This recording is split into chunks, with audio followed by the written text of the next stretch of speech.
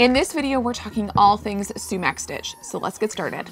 For your reference, I have 38 strings on a 4 ends per inch loom, and we're gonna start with the classic, which is weaving sumac stitch with some wool roving. So I have this nice thick piece of wool roving. Now, since my roving is really nice and chunky, I'm actually gonna split it in half to help it go further. So I'm gonna just find a natural split point. You can kind of see it's right about here, and very gently, I'm gonna try to make sure I'm splitting it exactly in half, and I'm just gonna gently let it come apart, and I'm gonna do that the whole length of this piece. So now that I have a more manageable thickness, in my opinion, this is a personal preference thing, you can definitely use a full thickness if you like, but this helps your roving go further. So we're going to be working on 2 strings at a time, and when I use wool roving, I like to do this because it allows the wool roving to be a little bit thicker. So we're going to skip 2 strings and go around 2 strings, skip 2 strings and go around. We're going to be working on this row from left to right. So I'm laying out my roving with a bit of a tail over here, and then the rest of the length is off to my right. So I'm grabbing the second 2 strings in, and I'm gonna grab this tail from the right side. We're working from left to right on this row, and I'm going to pass that from right to left under those 2 warp strings. So that's gonna be our first part of the sumac stitch. Now I don't need to leave such a long tail here. I just want enough that later I can tuck that in. So I'm gonna skip the next 2 strings and grab the 2 after that and do that again. So from right to left, passing under those 2 warp strings and bringing this around. And you can see I'm letting this be quite poofy. You can pull it tighter if you want it a little bit smaller, but in this case, I want it to look full. Skipping the next 2 strings, grabbing the 2 after that, passing the tail from right to left underneath. Skipping the next 2, going to the 2 after that, passing from right to left. So now I'm just gonna continue doing that till I get to the end of the warp. And then what I would do on this end is I would leave myself a tail again, and we're gonna start a new piece to go back the other direction. In order to pull off this tail, you don't need to cut it, but you can't have your hands too close. The staple of the merino wool roving that I'm using is really long, which means the individual hairs are nice and long. So you actually want to spread your hands apart a little bit more and then just gently pull and it'll come right apart. So in this case, I'm just gonna tuck that end under here and I'm gonna grab another piece. So this time we're gonna be working in the opposite direction. I am going to be stacking the sumac stitch in this example just to show you a couple of different looks. So this time I am again going to skip these 2 strings because in the last row we went around the next 2. So we wanna do that again in order to have this stacked sumac stitch look. So I'm skipping the first 2 strings, and this time I'm doing the opposite of before. I'm leaving a short tail on my right and the rest of the roving is off to my left. So I'm gonna grab this tail, grabbing the second 2 strings in, and this time I'm wrapping from left to right. So underneath those 2 warp strings from left to right, pulling that through, leaving myself a bit of a tail here, and just tucking that in. Skipping the next 2, and grabbing the 2 after that, putting the tail in from left to right underneath the next 2 warp strings, and then skipping the next 2 and going to the 2 after that. We're doing that exact same process all the way across the loom, and this will give you the stacked sumac stitch look. So now that I'm at the end again, I can pull off this excess like I did before, so keeping my hands spread apart a little bit and just gently pulling until a tail is created. After you do a couple of rows of sumac stitch, it's always a good idea to add some plain weave for stability, even if you're gonna do more sumac stitch after.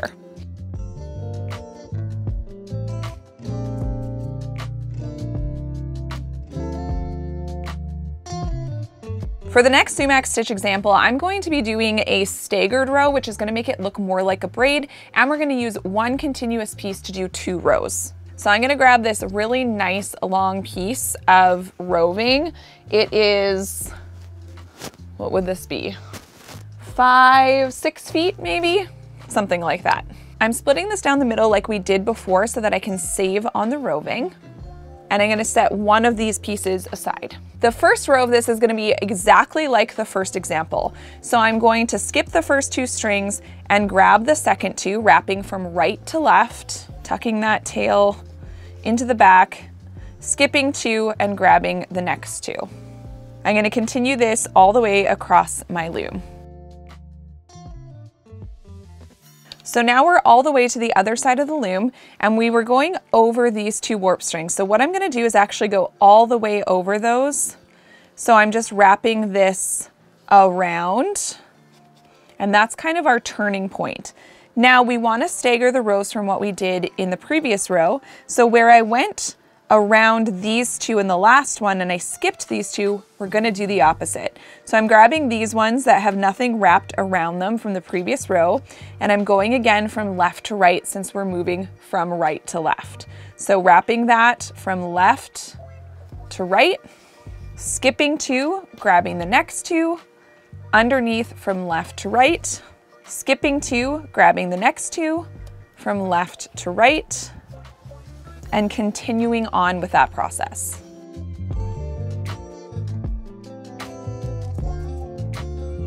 So now that these 2 are stacked up on each other, you can see the difference between the 2. So here we have stacked rows. So you can see that this is almost giving more of a chevron look with the sumac, where the points are coming together at the same spot. In this one, the points don't come together, they are staggered. So it's giving you more of that flow that a braid would give you.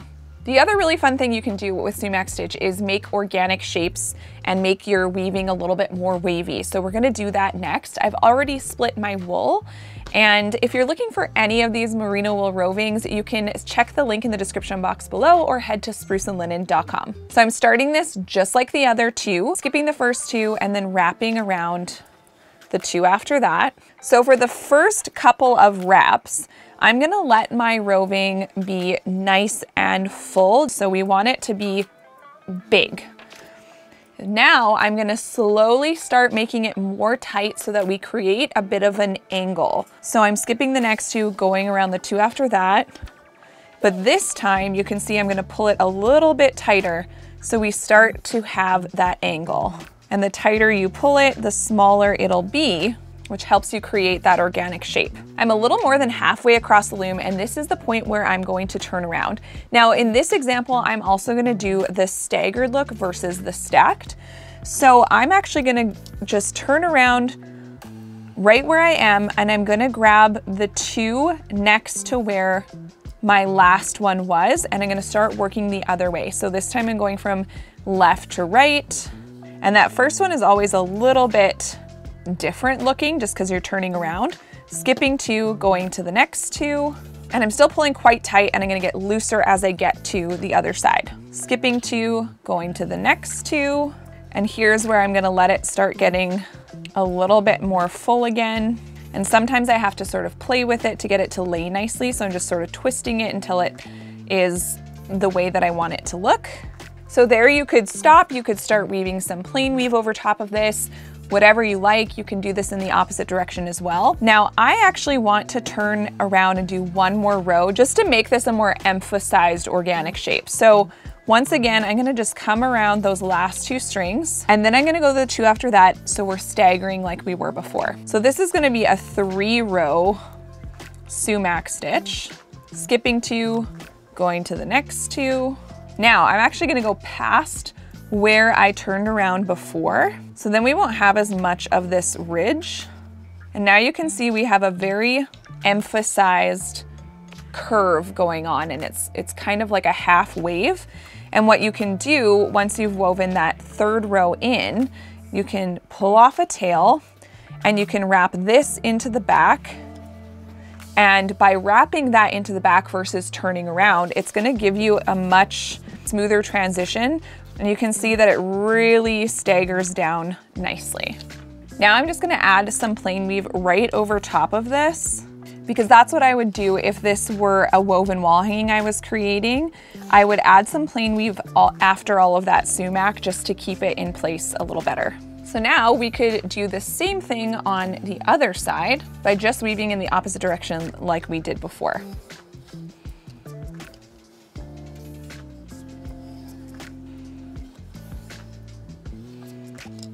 So as I did with the first wavy shape, I again started on the side where I want more of a thickness by giving it a more poofy look and then tightening it further as I go.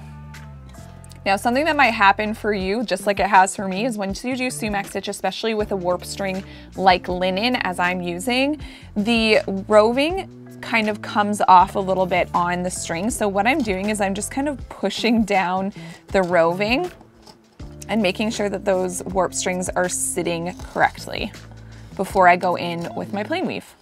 So those are a few ways that you can use wool roving to create sumac stitch in your next weaving. But of course, wool roving isn't the only material that you can use for sumac stitch. So next we're gonna move on to a few different yarns and ropes to do sumac stitch as well.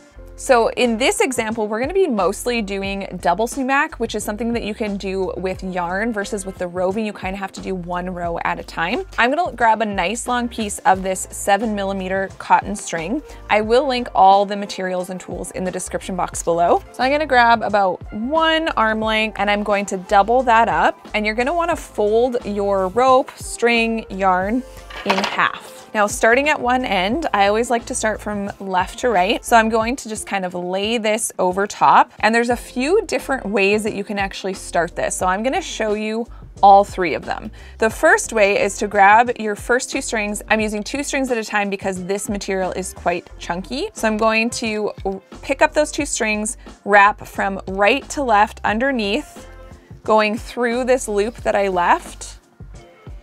And here's where the different ways you can do this begins. So you could just leave this and tuck them in later to give you a clean look like that. You could pull them tight. This specific way, I'm not the biggest fan of just because it leaves this ridge right here.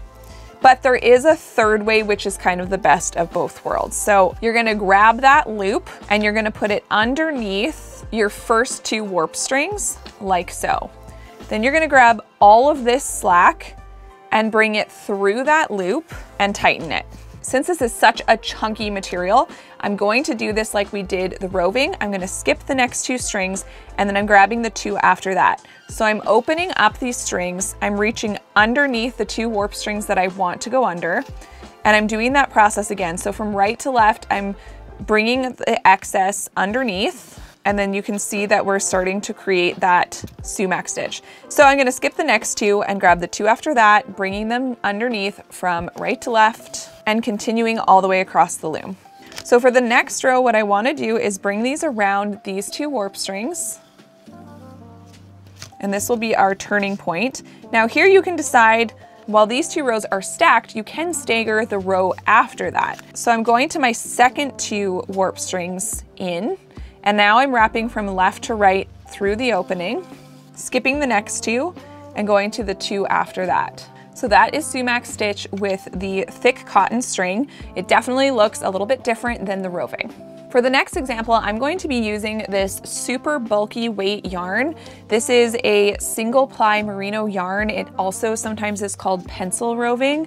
This one in particular, it definitely rides the line between bulky and super bulky. So I'm gonna take a long piece of this. I've folded my yarn in half and I'm gonna grab this loop and slip it underneath the first 2 warp strings. And then I'm gonna bring all of this tail through, get that snug. And then I'm actually gonna go to the next 2 strings. So since this material is thinner than the previous one, we're gonna go every 2 strings. So I'm opening up the yarn, going to the next 2 and bringing the tail through from left to right. So with this material being a little bit thinner and we're getting those stitches closer together, it's definitely bringing out the sumac stitch look a little bit more than the string did. So this one, I can't really stagger because we've done all the warp strings. So I'm gonna just turn around. So I've wrapped it around the first 2 warp strings and I'm going to the next 2 after that. And now we're moving from left to right. So I'm opening up the 2 yarns, grabbing 2 warp strings and moving from right to left underneath them.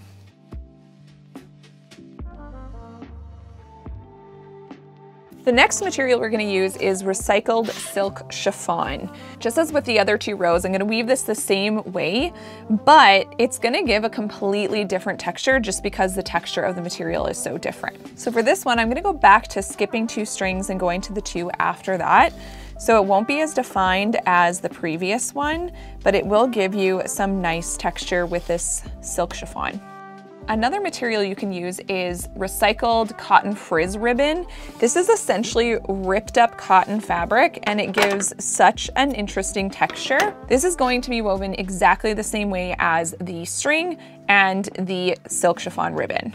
So this is going to be the one material that really doesn't showcase the fact that it is a sumac stitch. However, because of the texture of a sumac stitch and the way that it sits above a plain weave, as you can see, the plain weave sits down here and then the sumac stitch is raised up a bit.